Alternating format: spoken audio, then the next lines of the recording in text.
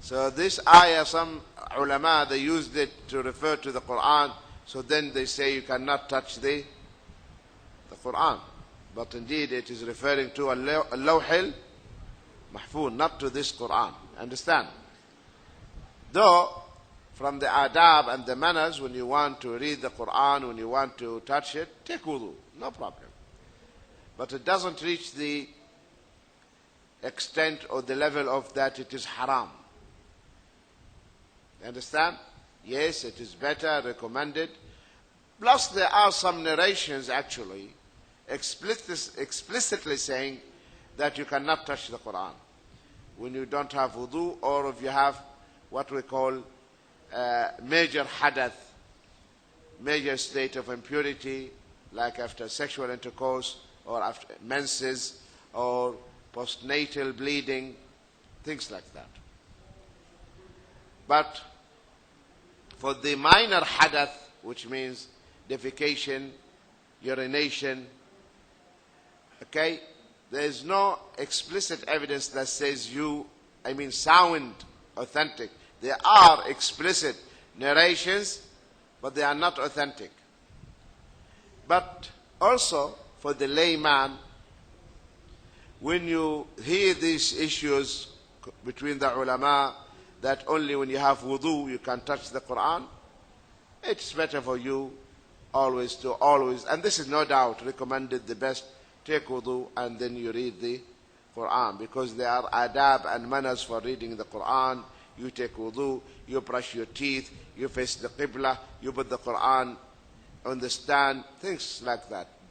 So these are manners and adab. We Muslims, we stick to them, because the book of Allah Azza wa Jal is not like any book. So you have to show this respect to the book of Allah. For instance, you cannot take the Quran and sleep like this and read like any other book. This is not the way. So you have to show and respect the Quran and have manners when you are reading the Quran. That's why Ikrimah radiallahu anhu used to kiss the Quran, kissing the Quran, and said, this is the word of my Rabb, kalamu Rabbi, kalamu Rabbi. Ikrimah used to do that. You understand? So now if someone, for instance, kissed the Quran, we cannot say this is bid'ah. Understand? Chapter number 31. Bismillah wa salatu salam ala Rasulillah wa ala alihi wa sahbihi man wala man ittaba'a huda ila yawmiddin, amma ba'd.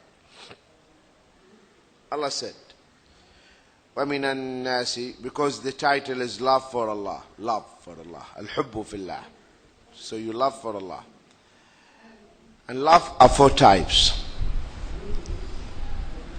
The hubb, the love, are four types. One type of love is ibadah. First one is ibadah. Worshipful love. Worshipful love. Hubbu ibadah. So this type of love considered to be an act of worship. And that is to love Allah and to love His Messenger. Understand? So loving Allah, loving the Messenger sallallahu alaihi wasallam, loving the Muslims is ibadah. Another type of love is shirk. Polytheistic love. Polytheistic love. This type of love is shirk love. That is to love the idols. Loving the idols. Loving false objects. So this type of love is shirk. Third type, haram. Prohibited love. Another type of love is prohibited, like loving music, loving the haram stuff. You love music, you love movies. So this type of love is haram. Are you following? The fourth type, natural love. The natural love, this is hub fitri, natural love. Like for instance, You love your children.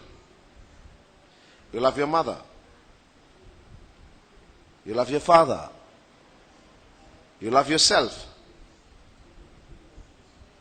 This is something natural. You love your wife. Okay?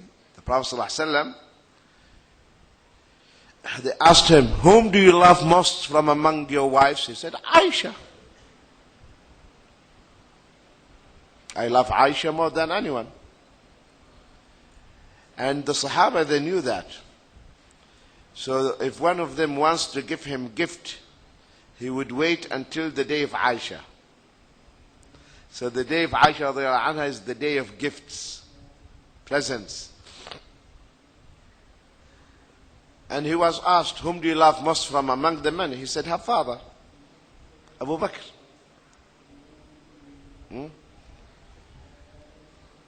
So the love is something natural, something natural. So this is the fourth type, okay?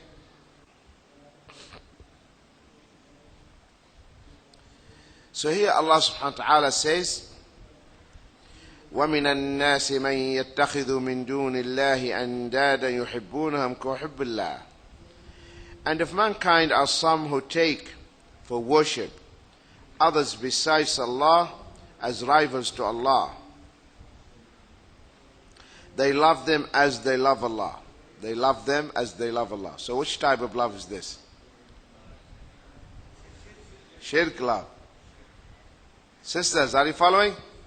It is shirk because they love the idols as they love Allah. They make their love for the idols exactly like their love for Allah Azza wa Jalla. So this is shirk. You understand?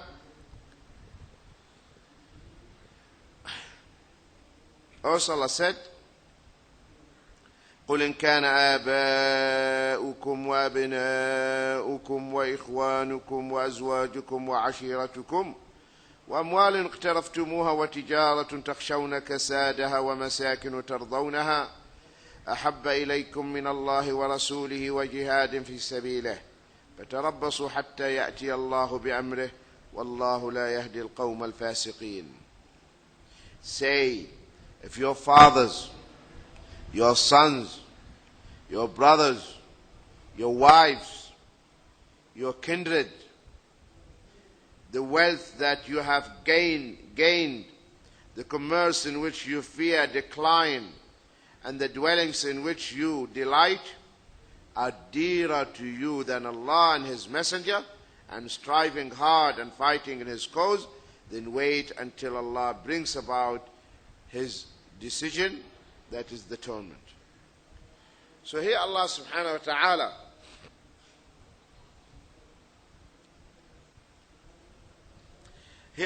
ta'ala is threatening us.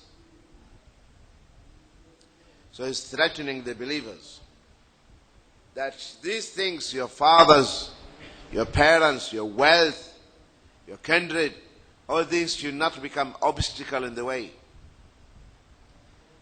You should love me. You should obey me.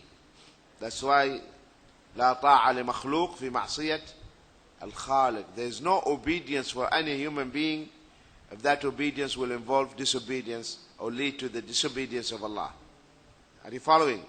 For instance, if your parents, they ask you to do something haram, you don't obey them. If your wife asks you to shave your beard, should you obey her? No. It's haram. It's a sin. So you don't obey anyone and please someone and displease Allah. And displease Allah Azza wa Jalla. So always we please Allah subhanahu wa ta'ala, and if someone asks us to do something, it involves the disobedience or involves any sin and brings Allah's anger on us, we don't obey that person. No. So our obedience to other than Allah is conditional. Is conditional. If it involves Anything haram? No. But if no haram is there, fine. If a husband asks his wife to remove her hijab, should she obey him? No. Even if that is going to lead to the talaq.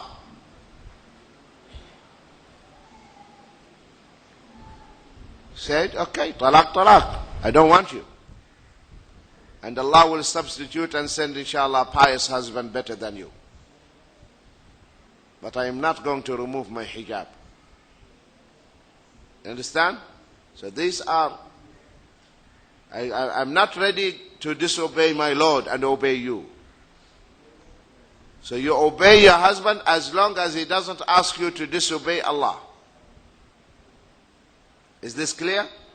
That's why in one hadith, the Prophet ﷺ, he sent a group of the Sahaba and they have a leader.